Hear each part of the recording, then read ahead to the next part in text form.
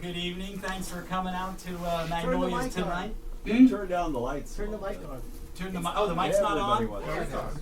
It's on. I wasn't sure whether This is not very professional. Louder. Speak into it. Speak into it. Yeah. Just sing. I wasn't close enough to it. Yeah, get close. I'm scared of it. Okay. But anyway, welcome to the Offense Book of Books release party and first reading. And why is the first one being held at Magnolia Thunder Pussy, you might be asking? Well, when I returned to Columbus, late 1978, I might need to be able to see some of this stuff. You know, It's probably better not to see. It's better not. Yeah, I thought, do I want to prepare all this or should I just talk off the top of my head? I was afraid if I do that, I forget like 90% of what I wanted to say. So I better. That sounds good. But at any rate, I came back late in '79 after spending 5 years in Florida and one way out in Newark, Ohio, as Charles knows. And I got to quit moving away from the mic. And anyway, I came here in late '79. Became involved with the in the music scene here by booking some really good bands at Mr. Brown's. And then shortly after that, published the first issue of The Offense in April of 1980. And Magnolia's, at the time, served as the fanzine's primary place of business. All of its mail for the zine was delivered there, not here, but you know where they were at 1585 North High Street. And contributors would swing by and drop off their latest submissions there for me to pick up, which I could do every day because I was employed there. I worked there the summer of 1980 for Chuck out at Magnolia's. And actually, the first issue of The Offense was pretty much completely financed by Chuck because he was nice enough to get a small ad in it, and what he gave me for that pretty well covered the cost of the entire run. It was a 500 issue run, but the thing was only 16 pages. It didn't really amount to a whole lot in more ways than one, and he got that out, so that what made it able to be free for everybody. They didn't have to pay anything because I didn't have any of my own money on the line. You know, Chuck took care of all that for me, and I don't see him right now, but thank you, Chuck, wherever you are. He and I go way back. You may have learned about what were known as the 4 cradles of civilization in high school or something. I'd like to mention some of what I consider to be the 4 cradles of Columbus alternative music civilization, okay? And one was definitely Magnolia Thunder Pussy. There's Chuck. You know, as in addition to all the great records in the shop, he would have bands play for everybody, first down in the basement of the former location, then just in the back of the shop. And Chuck, would you like come here and say something? Tell him something about those days or whatever. He does not. It was just a lot of fun. That's all. It was a lot of fun. Made a huge difference. I mean, you know, we weren't going to see these bands not too many other places. There was one other place, and that was the second cradle of Columbus alternative music civilization. That was the club I mentioned before, Mr. Brown's. It was owned by Tom Appel, who sadly passed away several years ago.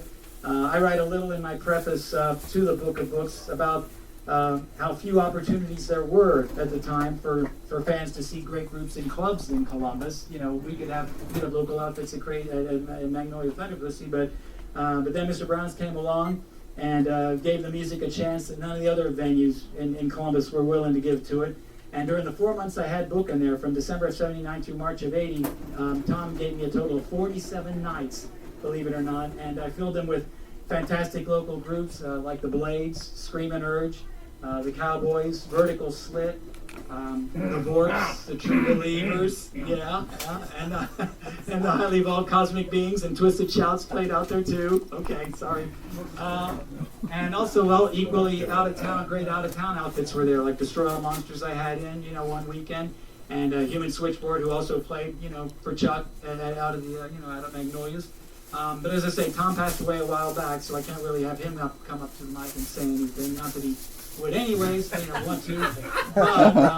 But to me, he was a great guy. You know, not everybody liked Tom. He was sort of controversial, but in my opinion, you know, I mean, there were rumors circulating about him, but I never believed any of it at the time.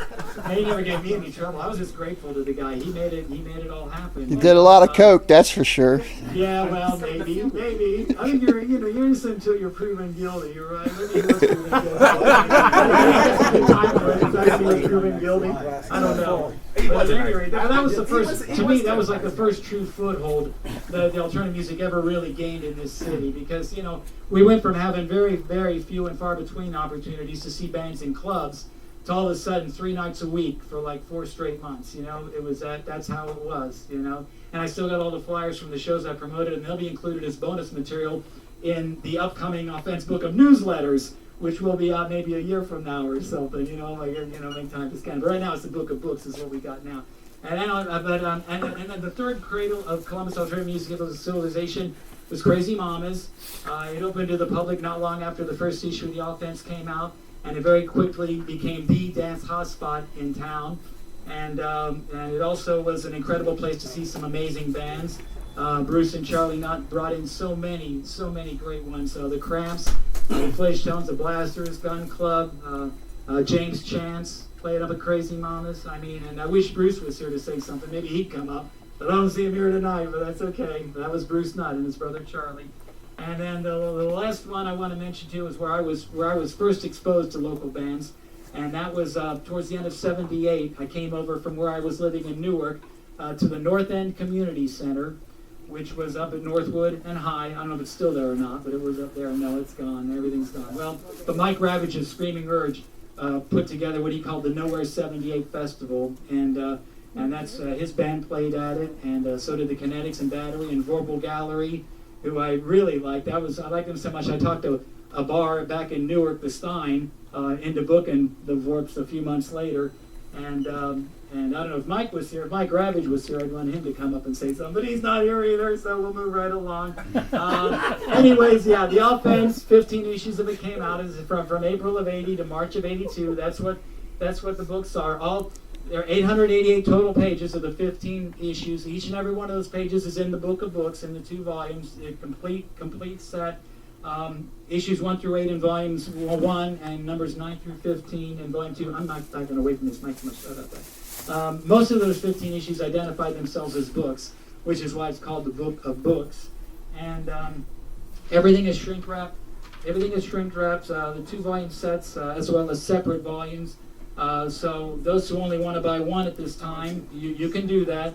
But if you do, you got to keep in mind, if you get the 2 volume set, you get one of the free back issues back there, okay, as a complimentary, freebie or whatever. You just buy 1 volume, then you aren't really eligible to pick up a back issue of, the zine itself, unfortunately. But that's just the way it works. I'll warn you right now. Let's see. Okay, before I introduce our special guest tonight, I just want to, who will be reading some of their favorite published pieces that they submitted to the Offense. I just want to briefly thank first Shirley Tobias, who, she chose the wonderful music from the, from the Offense years of 1980 and 81 that we've been hearing earlier tonight, and we'll also be enjoying some more at the conclusion of this.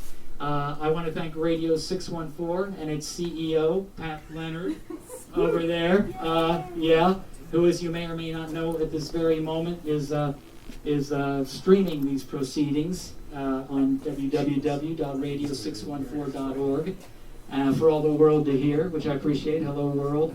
And I'd like to thank again Chuck Kubot for making it possible for us to all be. You ready to say something now? All right, Chuck Kubot.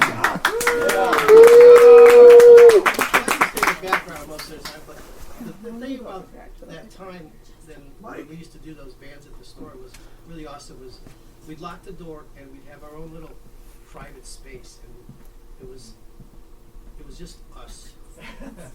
Everybody was on the outside, and it was us on the inside. Anyway, that's It's not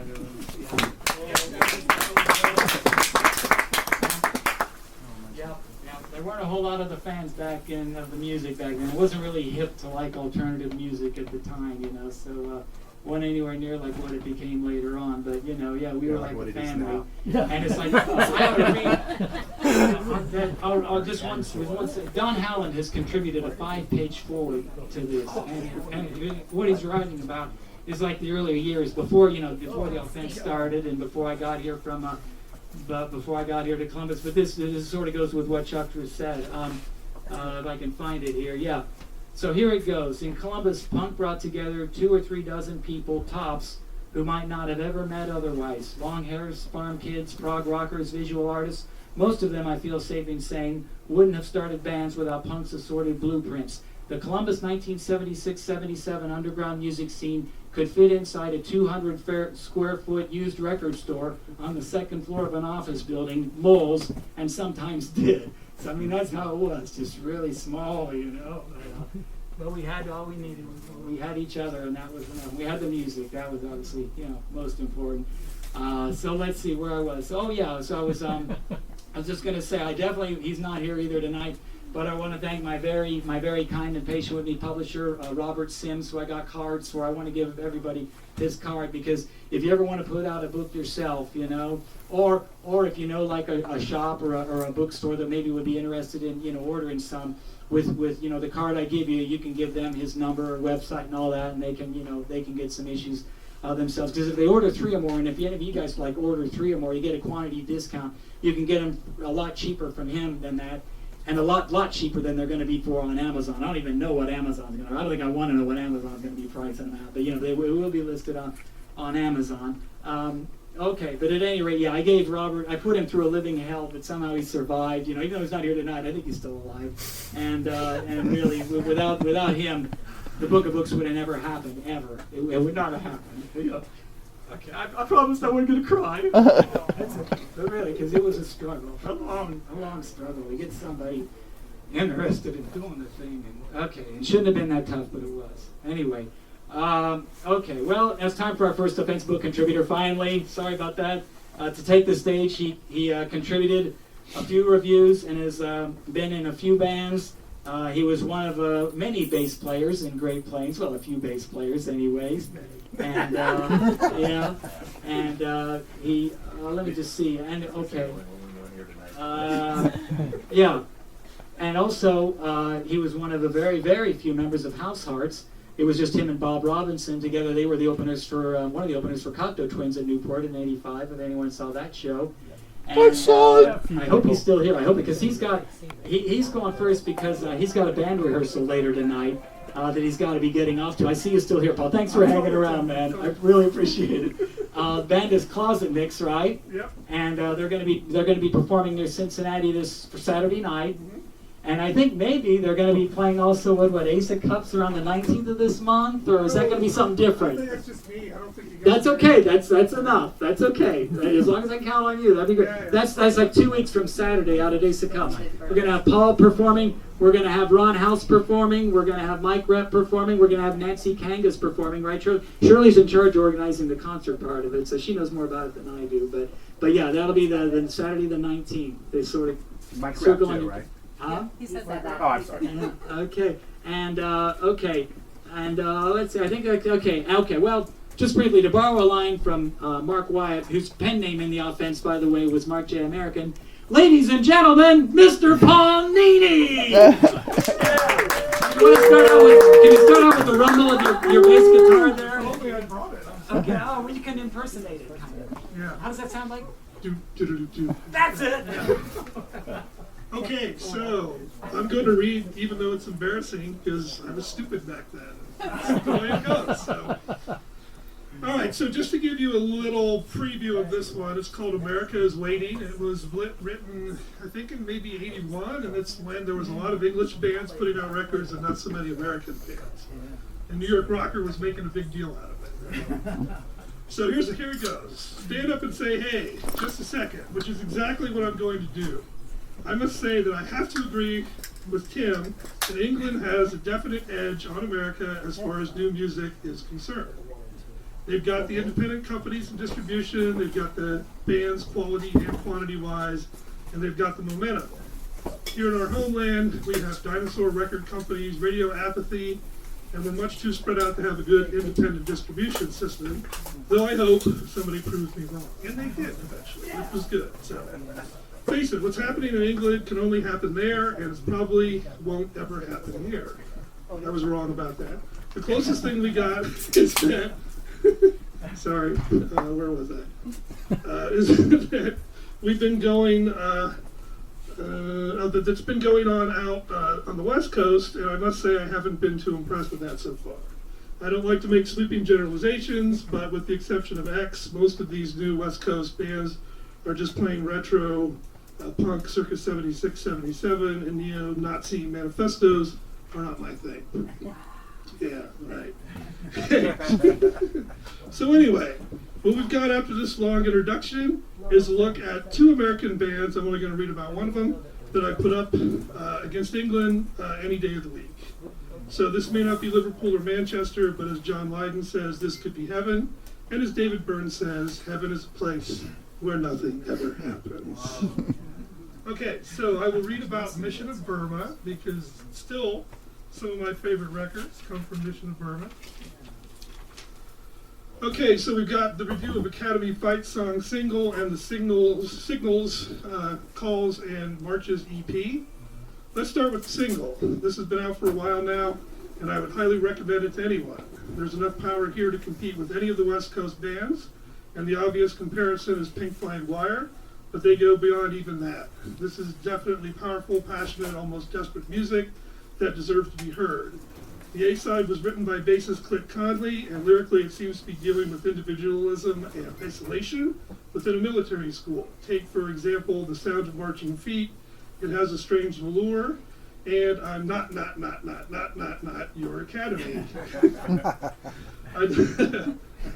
I like to hear a West Coast band, or any other band for that matter, commit themselves to such honest and introspective lyrics. That, to me, is what politics is really all about. The B-side is also quite enjoyable, though I'm not quite sure what it's all about. I do know that Max Ernst was an artist from the Paris Dada movement circa 1919 to 22, but what the lyrics have to do with that I can't imagine. Though do note the Dada Dada chanting at the end. The song also moves along very well, but doesn't quite have the melodic edge of the A-side. The 6-song EP is also quite enjoyable. I first saw an ad for this in New York Rocker in the July-August issue, but it also listed what appeared to be tour dates from June 6th to June 20th, one of which lists our fair city, Mama's perhaps. To my dismay, however, the show never materialized.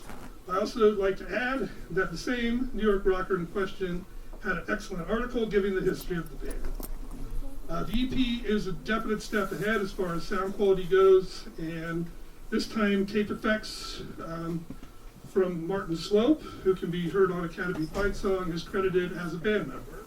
The 6 songs recorded here all pretty much stay in the same vein as the previous single, with That's When I Reach for My Revolver and Fame and Fortune being my favorite cuts. More lyrics, Fame and Fortune is a stupid game, but Fame and Fortune is the game I play.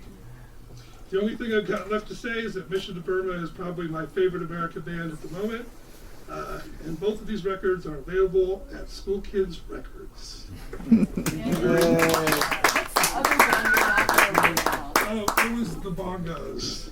And I gave them a favorable review. Okay.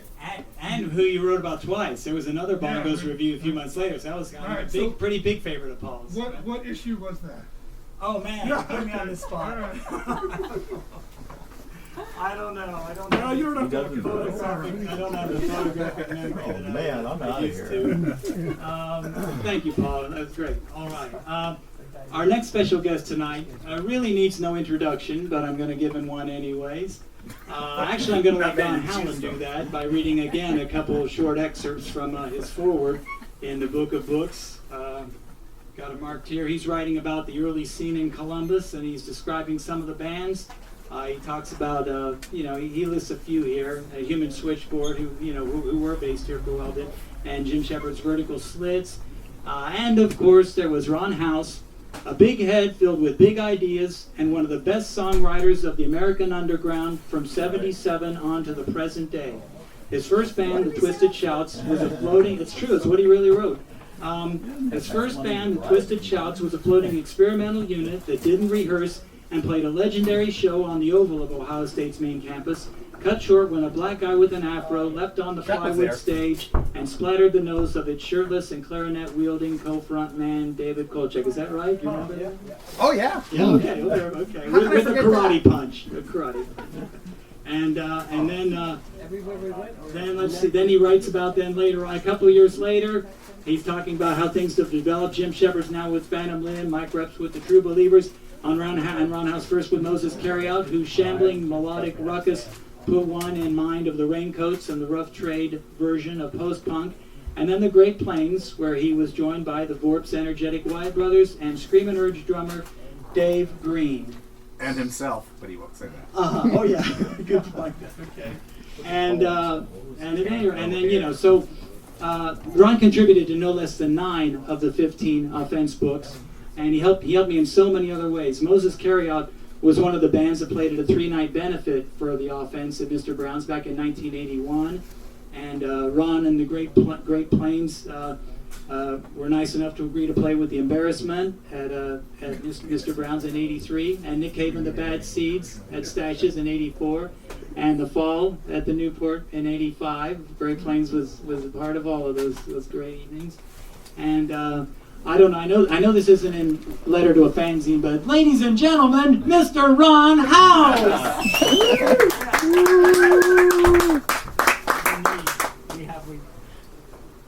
It's so nice to see that old Tim enthusiasm sprouting out tonight. Okay, I'm not going to read my own stuff. I'm going to read some Jim Shepard poetry here. This one's called Eulogy for Ian Curtis. Another lamb has been placed on the altar. It may as well have been Jesus' son. Another artist has left the mark. Line mark, line mark. Another line, a realization. Not more, one more word, no. Another sacrifice, more evidence of a useless race. Play it on. Some of them will play it on. Some thrill seekers will continue on. Some of them will play it on. Another lamb has been placed on the altar. It may as well have been kept quiet. A statement made. He traveled far and wide.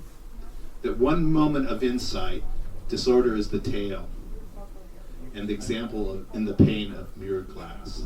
The lamb has examined the loading of future slaughter product in the blood mill. Vampiric applause in the critique. Another savior has taken the podium. It's all too late for autographs and demands. He may as well have been Jesus' son. Go ahead and criticize him, you fucking pilot. Okay.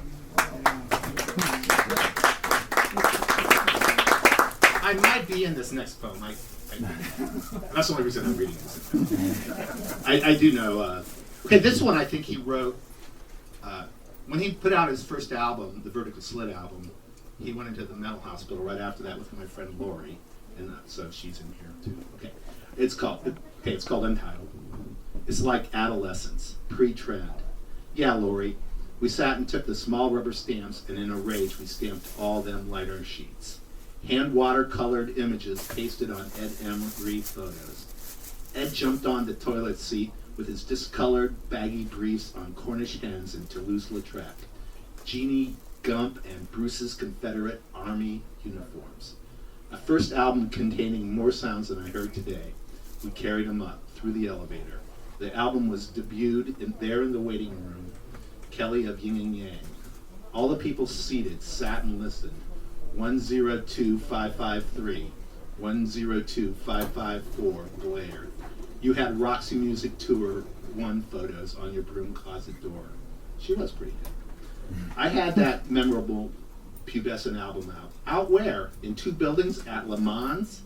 Wiping our asses with Arthur Treacher's Christmas napkins. I gave you copy 001. You let me crash in your Corvair. We studied it under Russell and Ron, Moon over Kentucky.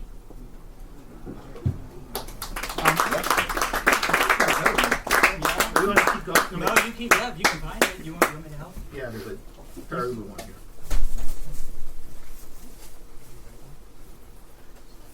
Well, there's stuff I love every page though. I mean, there's the Mark Heitzel one above it too, which is really cool. Actually, I'm going to read that one instead. This one's called Creative Writing via the Mortal, Billy Lee Buckeye, which was Mark Heitzel's. Hello, somebody in this issue says that I am immortal, and I think that's great. Thank you, Mike Perry. That's great, and I agree. But I'm an American phony, and oh, what a perfect chance. I even like Gang of Four, but I think the sound on their albums is wooden if you compare it to the EP I have, Armalite Rifle, blah, blah, blah. And I guess that they think it's more honest because it's more even and less studio, and the colors are more human. But the EP is a lot more powerful.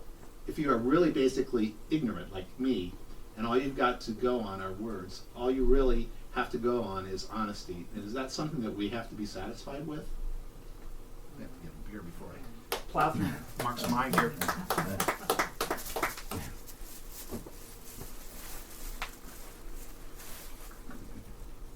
I hate critics more or less as a way of life, but tonight I am dreaming that I am a critic and wailing with my head at the right angle, and I feel pretty good about myself and very sure where video art fits in, and really caring about it and telling my friends about it, and also knowing more than I would care to tell about the different movements in the fashion world, and having a lot of close friends over, and they mean so much to me and our existence, and the things we believe in are delicate and hanging on a hairpin in the hostile world, and I would like this life and have meals in hotels. Also, what strikes me as well is the end of one of Tim's letters from Scotland, from England. Actually, the bag of letters from Scotland, says Jim.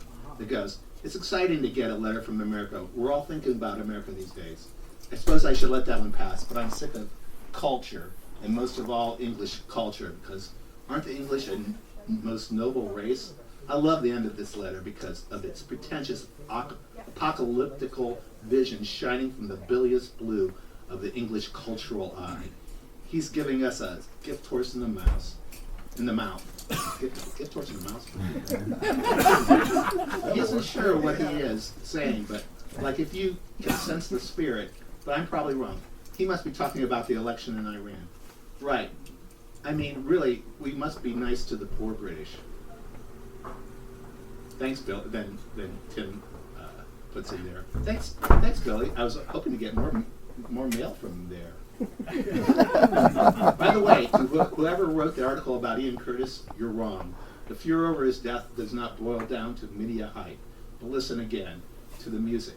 Just because everybody doesn't treat death within your criteria of performance, it doesn't mean that they have missed the message. Also, Joy Division were not art rock. That is pathetic description of their music and Ian Curtis. Don't make me sick. Who was the one who was mad that he died?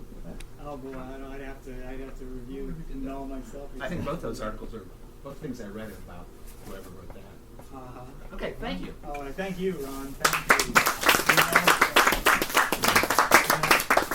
You know, Mark Eitzel contributed a lot. He used Billy Lee Buckeye and a few other pen names at all, and I thought, should I have like in my preface something about who was really who and who was really who and who was really who, to translate it for everybody. And I know there was reason they used those pen names back then, and they probably, maybe even still now, some people, they wouldn't want, some of them wouldn't want people to know really who wrote this stuff. So, okay, I'll just keep it a secret. Maybe all will be revealed in the book of newsletters, I don't know, but we'll see what happens. And yeah, so right now our final participant in tonight's proceedings, you remember I mentioned I lived in Newark for about a year. Before I moved back to Columbus in '79. I don't know if any of you have ever lived in Newark before, but for me it was kind of a lonely, quiet place. It's not really living. Yeah, there were not too many fans of the music out there in Newark, but there was one guy who was very cool and who was up on everything, who would occasionally visit the Woolworth store in nearby Heath where I worked. Not only just to cheer me up, but I think maybe he knew a girl or two who worked out there. I think that had something to do with it, maybe more than me. But at any rate, he made my living situation in Newark much more tolerable. And then when I moved to Columbus and started the offense, he was the most prolific, artistically talented contributor that I had, as his work ended up adorning 7 of the 15 issues.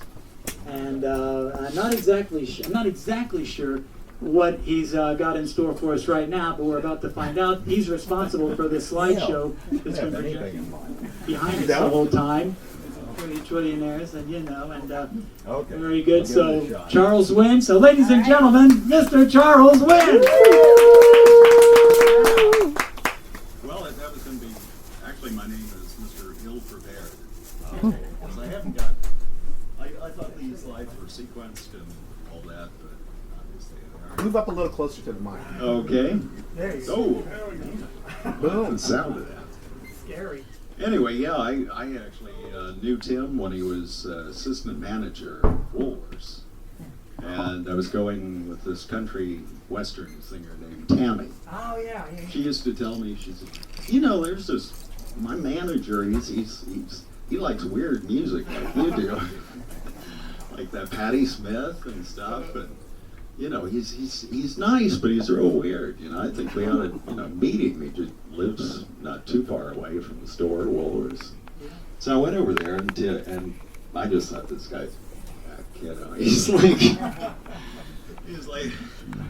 trying to be a gracious host, you know, but he's got, I think, a sham 69, 45 or something. Anyway, we come into this pretty low ceiling apartment there, efficiency apartment, and Tim has said, "Oh, thanks for coming, like that." But I can't talk until I finish this song. So he, like, you know, and then he pogo, you know, wildly, but he wouldn't, you know, he's real polite, but he had to pogo to the end of that song before he could be a, you know, proper host. You know, it was very important. And I said, this guy's, well, he's, you know, but we got along real well, and he certainly did like some of the weird music I did. That I liked as well. And he told me his game plan, that he was going to quit his job at Woolworths and move to Columbus to promote punk rock music. I said, "You're going to quit your job? You're assistant manager at Woolworths, you know. Really? Sure?" But he did. You know, he took off like an eagle. Or, well, some bird with flight. And you know, we lost contact with one another. It was like, I think 2 years later, and I'd been coming up here to Columbus and record shopping at Bowles, and of course, Magnolia Thinner Pussy, and I see Tim like putting up flyers, and I'm just thinking, that's that guy from Newark. He did move. I didn't know that you. Anyway. So he's putting up some of the first, I forget which played at Brown's, but he said, "Hey, Charles, I'm, you know, Gun Club's playing, you know, whatever." And he did it, you know, with just fanatical zeal, which he still has. But that's, and the slideshow will be better at sorry. No reflection on Magnolia, but It's great, really. Well, It's great. I appreciate input. If anyone's got some high-res images that they'd like projected at Ace Cups, please get a hold of me. Okay, thanks. All right, thank you,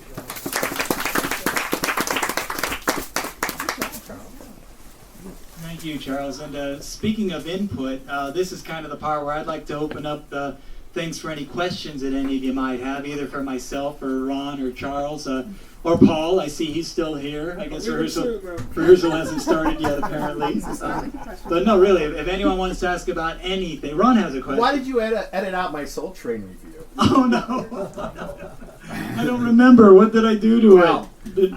I don't know. It had to do with It was Don very pro-gay and Cornelius. pro-black, but that had nothing to do with it. Had nothing to do with it. Okay, I don't know. You know, my foggy memory. I mean, when I go through these page I'm not trying to smear you or anything. No, well, no, I really held a kept my grudge all living these to a bare years. minimum. I didn't want to mess with other people's stuff. I can't imagine what the reason would have been, to be honest with you. I mean, no, because I figure, you know, they're all better writers than I am. Who am I to say that, no, that should be a comma instead of a semicolon? What do I know about it, you know? I mean, I was the least talented contributor to the zine. Seriously, I was. I don't doubt that, you know. But the records would be sent to me to review, and I kind of wanted to keep them and review them to give them to other, you know, instead of giving them to other people, because the ones I didn't like, I could sell at exchange shops, and that would pay for the next issue, you know, and I wouldn't have to like raise the price, you know, or try to bug anybody for, you know, more advertising or something like that, you know. But that was a good question, you know. You know what I thought Ron was going to ask? I thought he was going to ask, why do punk rock guys go out with new age girls? But he didn't ask that, and I don't know the answer to it, really. It doesn't make any sense to me either, and I don't know. I'm as puzzled as you are, I mean, or as the letter writer was. Okay.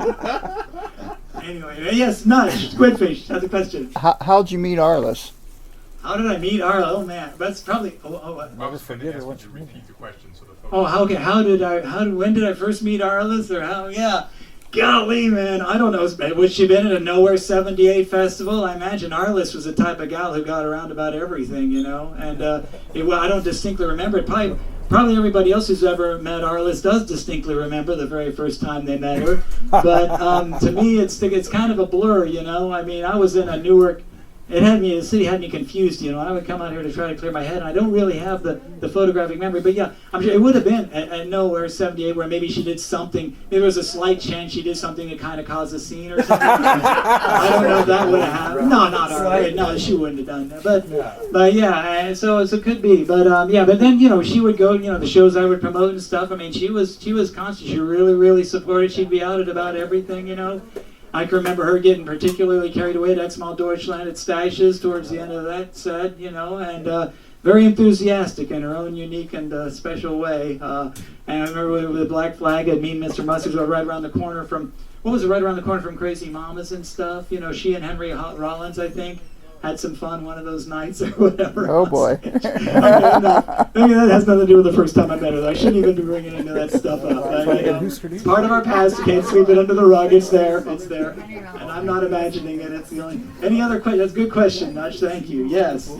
Nudge Squidfish, true believers guy. You know. Yeah. Y'all know Nudge. Okay. And, yes. I got a question Jeff for you, Chanel Jeff. has a question. I got a question. How did you first get interested in punk and alternative type music? Okay, the question is, how did I first get interested in punk and alternative type music? Well, I was in Florida for 5 years. I wasn't just messing. I was down there for two things. I was down there bass fishing mainly, but then I was also down there trying to get a college education. I was at the University of Florida in Gainesville, and believe it or not, even in Gainesville, and I was down there like a 73 to 78. Even in Gainesville, a record shop, Chapter 3 Records, somehow got a copy of Nevermind the Bollocks, Sex Pistols, and the Stranglers' first album. So those were the first two things I got. I mean, I'd given up on rock and roll. I mean, I was born and raised like rock and roll of the 60s, you know. I mean, I could listen on the radio in like 65, 66 and like sing along the songs. I loved all that stuff, you know. Yeah, it was the hits, but it was still fun, you know. And then beginning of the 70s, things started sounding like they were getting slow and dirgy. And I mean, I'm like doing all-nighters at the University of Florida, and I got on the WGBL, but I'm just hearing stuff that doesn't really fire me up at all. You know, so I gave up on the music.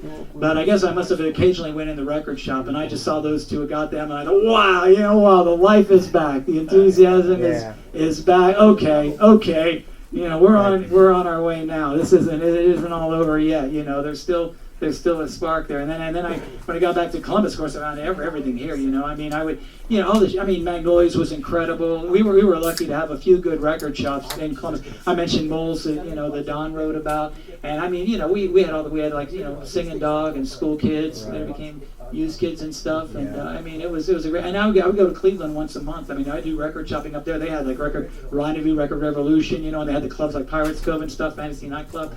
And I could go up there once a month. And we would get Scene magazine. I could get that at School Kids Around Noise and see what bands were going to be playing the next week or whatever. And so I could time my record shopping trip to hit, you know, Pirates Cove and see a good band that same night, you know, before I came back. And I thought Cleveland was like, you know, that was incredible there. And so maybe that's why I started at Browns. I was trying to make it a little bit more like Cleveland, you know, like try to give us our own Pirates Cove by finding a club that was willing to have stuff as often as you know, Pirates Cove was having it up there and stuff. But it all just kind of fed on itself. I say this is something I put in the preface. It sort of summed up to me that my whole experience of the 80s, it just kept getting better and better. And the way some putting all of the issues and shows together was a real joy. The music is what fueled everything. So many bands and records were so great that I did a lot of work without realizing that I was doing a lot of work. Because of the music, everything was non-stop excitement from beginning to end, and the 80s became a decade filled with many special days and nights that I'll never forget. And that's the truth. When did you stop caring about music? Well, by the end of the decade, by 1989, the Last Offense newsletter came out in July of 1989, and by that point, of course, I mean, 95% of the bands that were there at the beginning of the decade were either long gone by the end of the decade, or they had changed so much that they really didn't bear any resemblance to the band that they were when they started out, you know. And there was still some new groups coming up to kind of take their place, but very, very few, not that much, you know. I mean, to me, there was just nowhere near what it was like in the earlier years. I still loved it through the mid 80s, you know, and that's when I was bringing in bands and but I don't know. But it's towards the end of the 80s, I just, and plus too, I mean, personally, I mean, it's like, you know, I was putting a lot of time in the fanzine, and my marriage sort of suffered, and that was kind of like going on the rocks. I, you know, divorced and we separated 85, and divorced officially in 88. And, separated in 88, divorced in 89. So I was just kind of, you know, I was just sort of down in the dumps in a lot of ways. And I thought, well, okay. And really, by then, I mean, other great fanzines had started up. We did not need the Offense anymore. We had Manifesto with Michael Bibby, you know, a Manifesto. We had Crocodile, Craig Coon.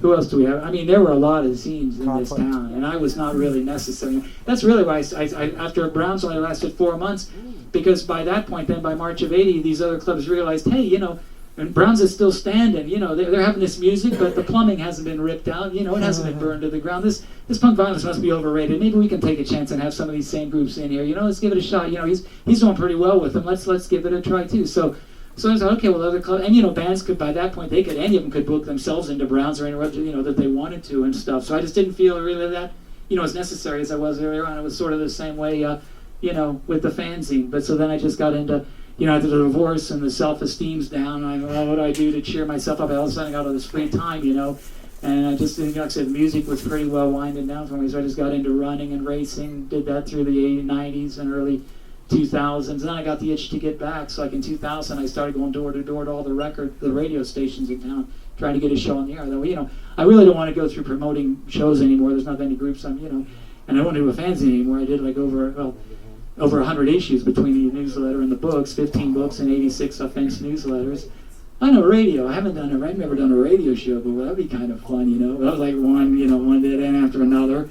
But fortunately, WCRS came along 8 years later after I started trying to get something. Started in 2000, apparently by October of 2008. There's a guy who introduced me to him right there, Pat Leonard. He said, yeah, you know, so I think if you're really serious about this, you ought to get with these guys at WCRS, you know.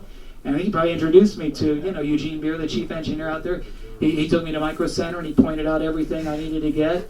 You know, WCRS couldn't pay for it, of course. I mean, it's, you know, it's non-commercial. They don't get any money coming in. I was happy to get it as long as he showed me how to use it, and he wrote out step by step what I had to do. I'm an idiot. I never had a computer. I don't know anything, you know.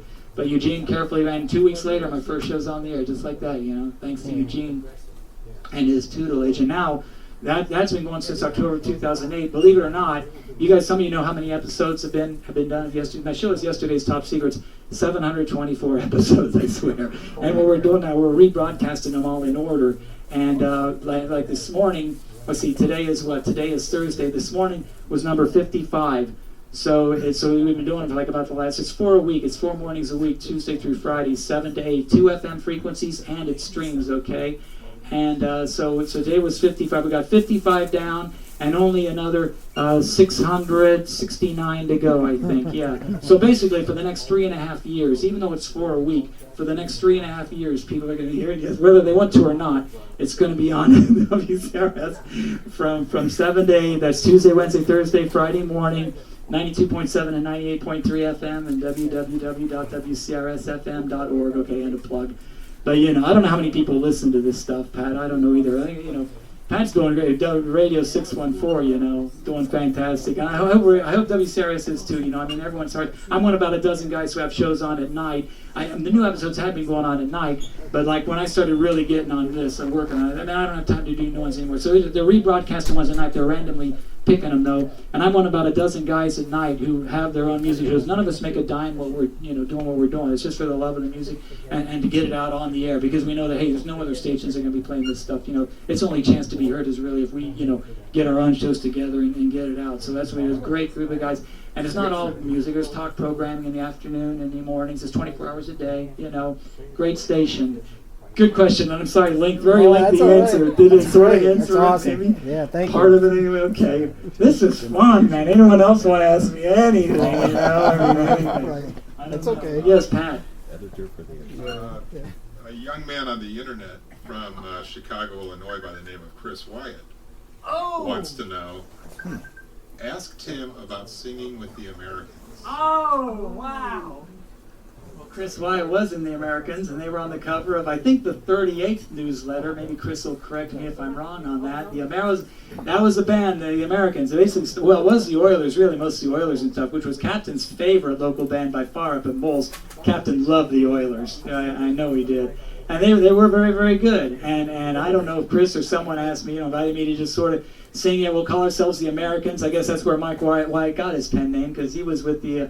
he was with the Americans, wasn't he? Yeah, you know, and Mark J. American, and Clayton, who was a Vorpal Gallery Vorp sound man, was in it, and Mark Morrison was one of the guitarists and stuff. Chris was a guitarist. He's in, 3 Speed Slay right now. We just saw him at Figgy Fest not too long ago up at Ace of Cups, you know. Great. He's still very much into the music. So I'm sorry, he's asking about just singing with him. I didn't know too much. I mean, I can remember, I think I sang with him like the first time. I booked him into Brown. See, maybe that's why I booked into Brown, so I could get my own band playing somewhere. No, I don't know what Are I there did. tapes?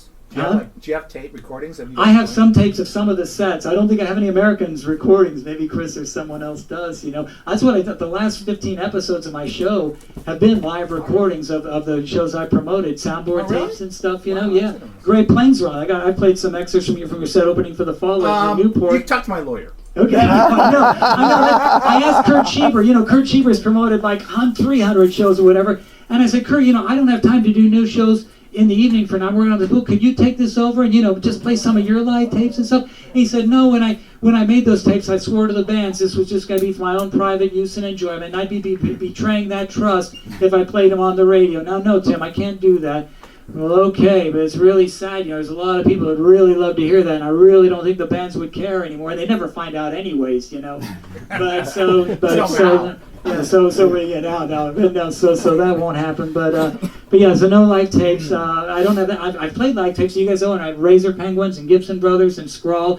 If you go on the archives, I don't even want to write this down, but yesterday's top secrets are www.wcrsfm.org. No one's going to remember this. /audio/user/18. All 724 episodes of mine to date are archived. You can download or play any of them anytime you want. And the last 15 from 710 through 724 are all from live sets of shows I promoted. And in addition to those local bands, there's like Nick Cave and the Bad Seeds at Stashes. There's Cocktail Twins at Newport. There's a Fall at Newport. There's I got Section 25 at Newport. I got Exmal Deutschland at Stashes. I got Wolfgang Press at Stashes. These are all like say I can't pinpoint each one, but between the range of YTS-710 to YTS-724, the last 15 in the archives, the top ones. You can hear those those sets again. I just wanted to kind of bring it all back to everyone. Their board tapes are not always the greatest quality, but they are it's something anyways. It's something. And I was really lucky. I mean, when I started the zine, I was sending out copies to all the independent record labels in England, and there's very, very few I heard back from. But one of them was 4AD. Ivo had started the label about the same time I started the Offense, and right away we just started exchanging. I mean, we put each other on the other's mailing list. I'd send him all my issues, and he would send me not only 4AD releases, he would send me test pressings of the releases. I mean, I would get this stuff like a month or two before it even hit the shops, And if I was, it was just, and he made sure that anytime any of his bands came over to America, that the agent called me to set up a show for him here. That's how we got, Cocktail Twins. It's the first time they played here in '85. It was the first time they visited the States, and only did 5 dates. They did New York and Boston out east. Out east, that would be over there, and LA and San Francisco out west, and Columbus in between, and nothing else. And I'm sure you've probably all seen the Cocktail Fever video on YouTube, that guy over there, that guy uploaded for me, Pat Leonard. It's up to like 80,000 views on YouTube, and it's been shared on other places where I think it's like 150,000 views on some of those other sites or whatever, But for those of you who may not know, it's like 2 nights of 10 TV eyewitness news coverage. First night, the interview with me and Kurt Schieber, we were co-promoting it. And then the second night, when they're on there, it's live out at the club, talking to the fans and stuff, and showing the band on stage and stuff. So really great. But yeah, so like we're just all on 4AD. I had the Cocktail Twins. Ivo made sure I had Wolfgang Press, not once but twice. The first 2 times the Pixies came over from Boston, even though they're an American band, they didn't have any U.S. deal. I mean, their first record, Come On Pilgrim, was only available on import on 4AD. And Ivo made sure that, I got a call. So, the first 2 times they came over here, we had them at Stashes. No one had ever heard of them at the time. I mean, Come On Pilgrim wasn't out. There's just that one record was only available on import. Kurt didn't want to co-promote it with me. I think he knew he'd only sold like 3 or 4 copies of it. So how many people are really going to, And I said, well, yeah, right, with a name like Pixies, people are going to think, how good can any band called the Pixies be, So, but they were just starting out, so they didn't have a big guarantee or anything. And I thought, well, maybe I can charge $6 for tickets and break even. And that about worked out, because I sold 125 tickets. That's how many people were willing to risk $6 to see a band called the Pixies they never heard of. But, the guarantee was like $500, and there was another $250 to pay Mike Jordan, the sound man, and, flyer expense and stuff. I broke even, but it was good. It was the Pixies. I had Throwing Muses out there a couple times, another Boston band that was on 4AD, though, It was tough to get American, Well, that's like what, that's America's waiting, I mean, there was just a general reluctance to, by some of these labels get things happening and stuff. And so I bought a Zymox, too, a band from on 4AD that had in Zymox out at Austin, and they're going to be returning to Columbus, and I can't wait. March at Scully's Music Diner right next door. That way. And March, it's like 30 years later, you know. I mean, I remember them. They're not going to remember me, but I remember them, and that's going to be really. It's great things have been happening. This guy Jeff Chanel, you know who he brought to town a few months ago? I think he came back a second time. Addie Newton, the singer, Clock DVA, and what Jeff said. I don't know if many people even knew about it or not, but that was an incredible night, man. Yeah. I got to meet Addie. I gave him the issue of the Offense newsletter that had the readers' poll results from 1983, where his band's album Clock DVA took #1 in the Offense readers' poll. And I don't think you could believe it. You know, is this something you did up special for me? No, that's the original issue, really. And you can see like where his drummer Nick Sanderson got good. Addie himself was like third male singer, I think, or something, you know. And I mean, it was just, you know, so it was really. And I'm trying to. We got to get him back with Clock DVA, the whole band, right? Oh, I know. Are you working on that? I'm working on it. Okay, yeah. You got to make it happen, Jeff. All right. We got to have that, man. Clock DVA. Here 4 hours up at Crazy Moms. You can hear all this stuff up at Crazy Moms. You know, I play them on my show. You know, my show's just 60s, 70s, 80s, and I just live in it. You know, but yeah. So no, really great things. I don't think there's any. Well, Axe Maldorsh was a band on 4AD. I got bands on 4AD. I had American Music Club not once, not twice, but 3 times. You know, Mark Eitzel out at out at Stashes. And Nick Cave in the Bad Seeds 3 times. 84 Stashes, 85 Newport, and 89 Alrosa Villa of all places. And followed a couple times, 85 and 86 at the Newport for the fall. And Crime and City Solution a couple times. That was fun because the first time Wings of Desire had just come out 2 weeks before their first visit, and they were showing it out at Drexel Rex at East in Bexley. And I asked Mr. Frank, man, I got one of those bands in the film coming in town. Can I'll just hang out and, you know, maybe hand out flyers as people are leaving the film acting. You let me do that, you know. So I'm out there every night for like about a straight week prior to the show, you know, just making everybody knows, hey, that one, but don't confuse them. It's not Nick Cave in the Bad Seeds. It's the first band you see in the film, not the second or the other way. I don't remember now, you know. Want to make sure they knew which band I was talking about. But yeah, you can come out to Stashes and see them and stuff. Actually, I had them at Stashes once and then Newport the other time. But that was great, you know. Roland Howard was with them, you know, at the Newport, the first lineup. I heard a lot of birthday party from Shirley Tobias earlier tonight and stuff. And yeah, I don't know who else. I'm sorry, I'm rambling. Am I rambling a little bit? Okay. Any other questions? Do we have any other online questions? Chris, I hope that answered your question, buddy. Okay. Oh, the only other thing was, this is probably what Chris wants me to say.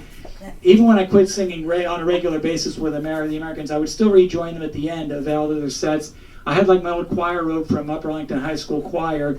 I did my Jim Jones impersonation, Reverend Jim Jones, you know, and it would really go bad, really. I mean, I did, like, you know, stupid things he wrote and stuff, and there was even stupider things I did back then, really, and I'm ashamed of it now. But back then, you know, you're young and dumb and just, you know, all sorts of crap that you feel bad about now. But I would just sort of, you know, so that's probably what you want to hear, Chris, right? Yeah, I would do Jim Jones. I think I would just basically pretend like I was killing myself then at the end, and they would send that part of the drum kit crashing down on my head, trying to open up a gash in there or something, which they probably did once or twice. But I didn't really care. I was in the moment, you know. It was part of it. You had to live it. Okay. So, anyways, thanks, Chris. No other online questions? Is this kind of winding down? Does anybody else have any questions? Rebecca, you got any questions? MJ, anything you want to know, man? You're good? Okay, all right. Well, I really appreciate it. I probably got a little bit more to say. I almost forgot. Let's see. We got to wrap this. So let's see what we're doing. Okay, this is going to conclude the reading part of tonight's festivities out here. Thank you so much for coming out, being a part of the Offensive Book of Books release party and first reading, or for listening to it via radio614.org stream. If you're here, hang out for a while, unless it's already 10 o'clock and Chuck just wants us out. I don't know how he feels about it. Party on, man. All right, good. Here, party on, he says. All right, I'm all for that. And we got display copies of the volumes somewhere. Just leaf through them. And as I said earlier, all the other copies are shrink wrapped. So you're going to be getting a shrink wrapped 2-volume set if you want it. Hasn't been handled or anything like that. Just, you know, mint condition. Most of them are 2-volume sets wrapped together. There are a small number of single issues if you just want to get one. But like I say, if you just get one, you can't get the back, the complimentary back issue of the original Offense that comes with it. Let's see that. Yeah, they're original mint condition back issues, not reprints. These are the real deal. Oh, and I don't know, I don't want to encourage this, but if you want to, as Shirley knows, you can sell the one you pick on eBay and get back a pretty good chunk of that $70 purchase price for the 2 volumes. I haven't mentioned that yet, but yeah, the volumes are like $35 each or $70 for the complete 2-volume set.